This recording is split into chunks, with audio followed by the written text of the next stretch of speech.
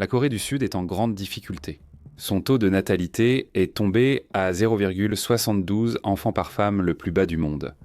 Cela signifie qu'en moyenne, moins de 3 femmes coréennes sur 4 ont un enfant. Puisqu'il faut 2 personnes pour faire un bébé, cette dynamique n'est pas viable. Cette crise démographique va faire imploser l'économie et le tissu social du pays dans la décennie à venir, mais cela aura des répercussions bien au-delà de la péninsule coréenne. La plus grande entreprise de Corée du Sud, Samsung, est la 39e plus grande entreprise du monde et représente 22% du produit intérieur brut total du pays. La Corée du Sud compte parmi les 10 principaux exportateurs d'armes militaires mondiaux et reste un allié clé contre la Chine. Et la Corée du Nord se trouve de l'autre côté de la frontière, attendant de bondir sur la moindre faiblesse perçue. Alors c'est pas si l'un des plus grands miracles économiques du siècle dernier est sur le point de s'effondrer, que va-t-il se passer ensuite? Maintenant, cette vidéo était déjà en production lorsque, le 3 décembre, le président de la Corée du Sud, Yoon Suk-yeol, a déclaré la loi martiale. Tout le pays a été confiné moins d'une journée.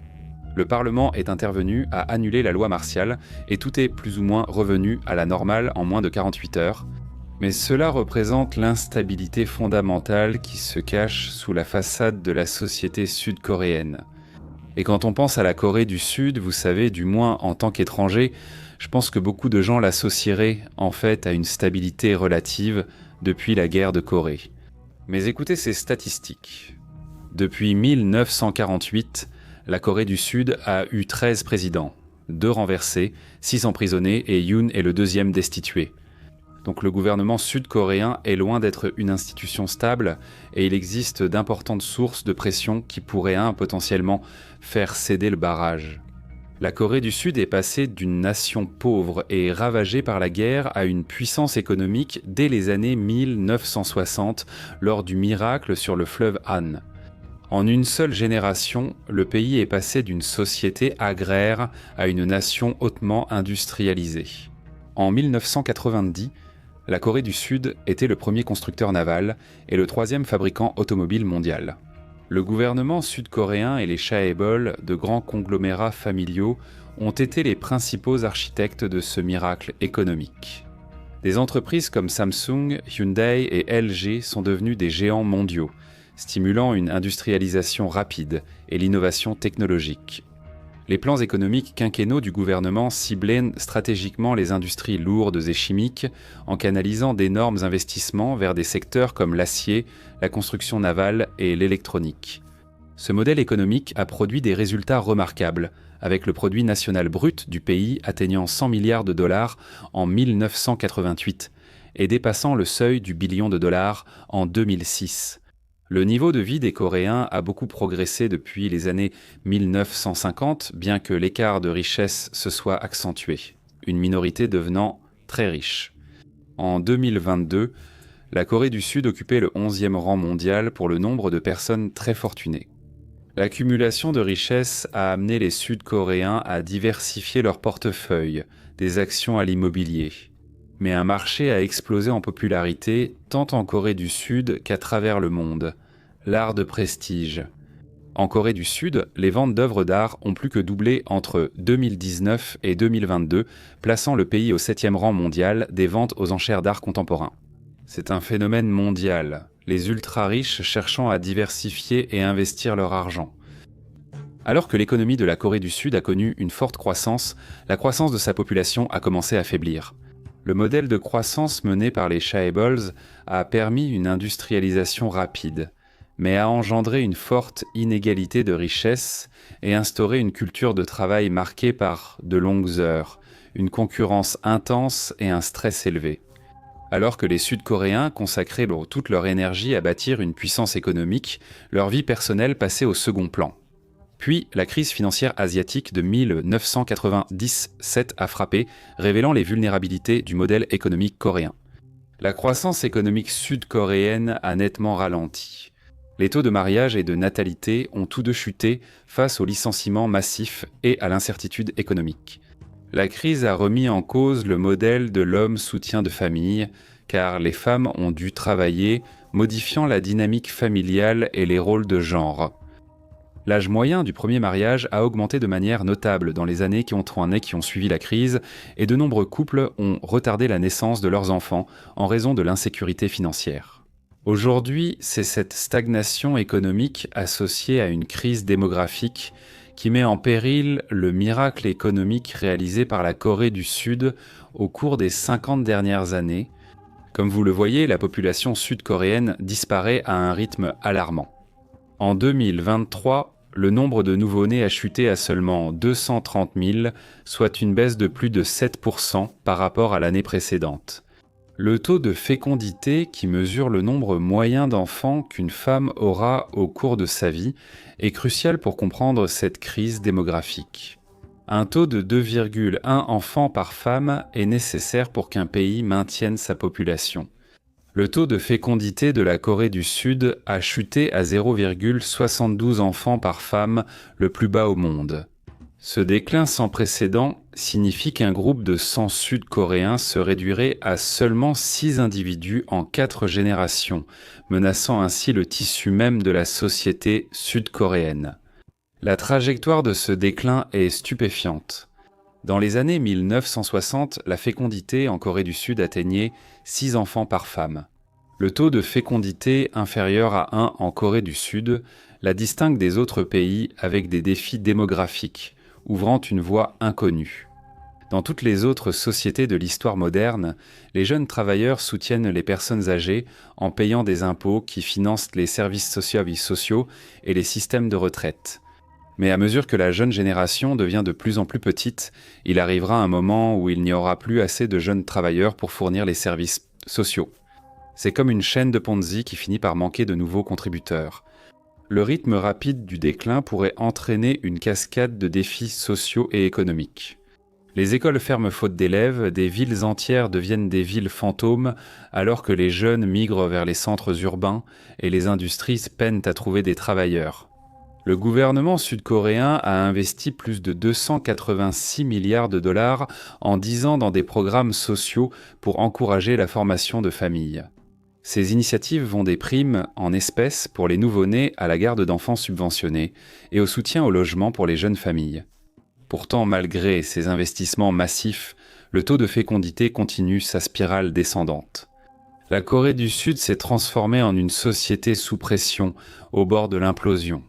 Le terme El Joseon résume la frustration de la jeunesse sud-coréenne face à un système qui promet la prospérité mais impose une pression écrasante.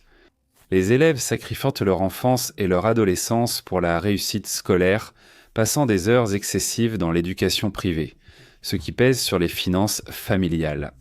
Cette focalisation intense découle de la croyance que la réussite éducative est la seule voie vers un avenir sûr. Cependant, la pression ne s'arrête pas avec l'obtention du diplôme. Les diplômés universitaires font face à des taux de chômage plus élevés que ceux sans diplôme, en compétition sur un marché du travail saturé pour des postes limités et prestigieux. Ce phénomène a été nommé surproduction des élites par Piotr Turchin pour décrire une société qui produit trop de membres de l'élite par rapport à sa capacité à les intégrer dans la structure du pouvoir. Cela peut devenir une cause d'instabilité sociale, car ceux qui sont exclus du pouvoir se sentent lésés par leur statut socio-économique relativement bas. Mais même pour ceux qui trouvent un emploi, les défis persistent. La culture du travail sud-coréenne est tristement réputée pour ses semaines dépassant souvent 50 heures. Cette éthique de travail intense a un lourd impact sur la santé mentale, ce qui fait que la Corée du Sud a le taux de suicide le plus élevé parmi tous les pays de l'Organisation de coopération et de développement économique. Quand les travailleurs envisagent d'avoir des enfants, le constat reste sombre. Le coût de la vie en Corée du Sud est devenu très dur pour les jeunes adultes. Élever un enfant coûte plus de 7 fois le salaire médian national, faisant de ce pays le plus cher au monde pour fonder une famille. Les prix de l'immobilier dans la capitale, Séoul, sont le principal moteur de cette pression économique. Le prix moyen d'un appartement à Séoul dépasse 740 000 $, avec un prix médian de l'habitation atteignant un chiffre impressionnant de 14 fois le revenu médian. Ce ratio dépasse les normes du logement abordable et reflète les problèmes d'autres économies asiatiques en développement rapide. Comme vous pouvez le voir, la démographie et l'économie sont plutôt sombres. Nous allons maintenant aborder la géopolitique.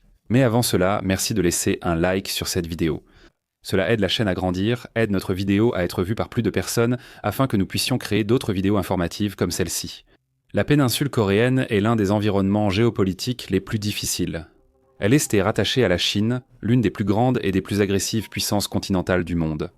Au nord se trouve la Russie et de l'autre côté du détroit de Corée, le Japon, historiquement la principale puissance navale. Et par-dessus tout cela, juste à la frontière de la Corée du Sud, se trouve la zone démilitarisée coréenne, longue de 160 miles et large de 2,5 miles. De l'autre côté de la zone démilitarisée se trouve la Corée du Nord, avec laquelle ils sont entrés en guerre au début des années 1950. En réponse à toute cette pression, l'économie sud-coréenne a fait d'énormes efforts pour s'industrialiser. Dans une série de plans économiques quinquennaux, les Coréens ont utilisé le capitalisme d'État pour développer les secteurs de la construction navale, de l'automobile et des semi-conducteurs. Aujourd'hui, Samsung et Hyundai sont des leaders mondiaux dans ces domaines, ce qui a permis de créer la base des entreprises de défense nationale de la Corée du Sud. Alors que tous les voisins de la Corée du Sud ont leurs propres défis démographiques, chacun d'eux sera intéressé à tirer parti de la situation de la Corée du Sud. Parce que là, jusqu'à récemment, on pouvait être assez sûr que les États-Unis interviendraient en cas d'action agressive en Asie de l'Est. La plus grande base américaine à l'étranger est Camp Humphreys en Corée du Sud, des deux côtés de l'échiquier politique. Les dirigeants américains poussent leurs alliés à accroître leurs dépenses de défense et à coopérer pour affaiblir économiquement la Chine, la Russie et l'Iran. Avec 27% de son produit intérieur brut, la Corée du Sud consacre déjà une part importante à la défense. Mais elle a hésité à soutenir l'interdiction américaine des semi-conducteurs, limitant l'accès de la Chine à l'informatique avancée. Alors que le Japon et les Pays-Bas s'y sont conformés, la Corée du Sud a continué à vendre massivement des puces et des équipements à la Chine. Alors que les États-Unis reprennent une posture plus isolationniste. Ce sont des affronts comme ceux-ci qui entraîneront des répercussions négatives. Et si les États-Unis ne fournissent pas de garantie de sécurité en Asie de l'Est, la Corée du Sud sera probablement la partie prenante la plus négativement affectée. C'est un exercice d'équilibre périlleux et la Corée du Sud n'a pas beaucoup de pouvoir de négociation. Maintenant, aucun de ces problèmes n'est nouveau. Après la crise financière asiatique de 1997, le gouvernement a identifié les exportations culturelles comme un moteur potentiel de croissance économique. Il a investi massivement dans les industries créatives via le ministère de la Culture. Des agences culturelles publiques se sont alliées à des conglomérats du divertissement pour créer des systèmes organisés de formation de stars.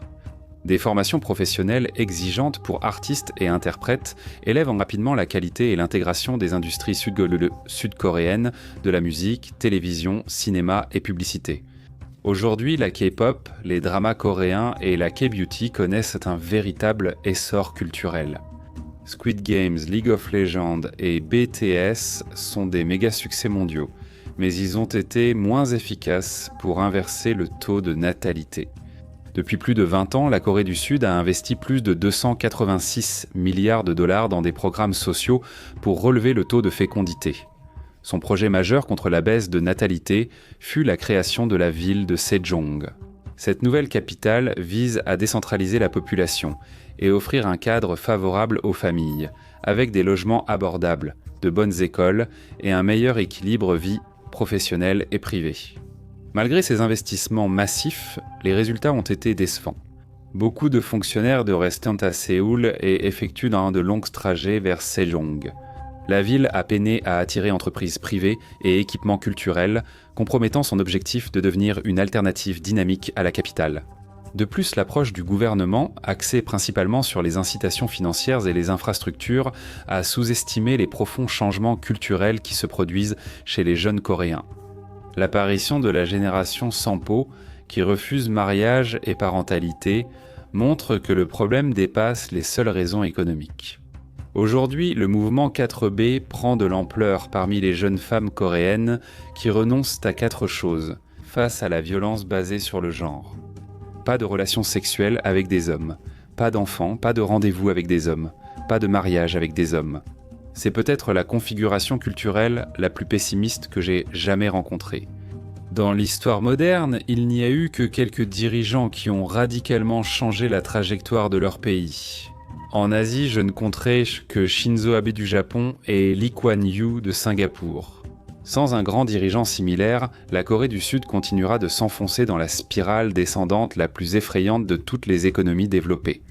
Dites en commentaire si vous êtes d'accord, puis regardez notre vidéo sur Lee Kuan Yew et la sauvegarde de Singapour.